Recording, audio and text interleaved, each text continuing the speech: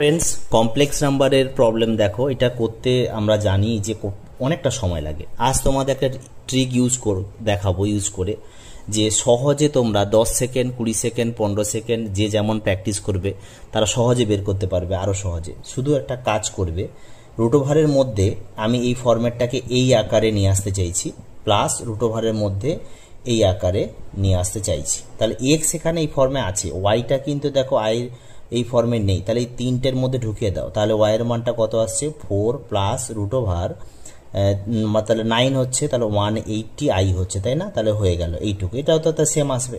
তাহলে এর রেজাল্ট একবারে হয় 2 রুট ওভার অফ, এটা হয়ে ইন্টিগ্রেশনের কথা চলে আসছে। তাহলে এটা হলো।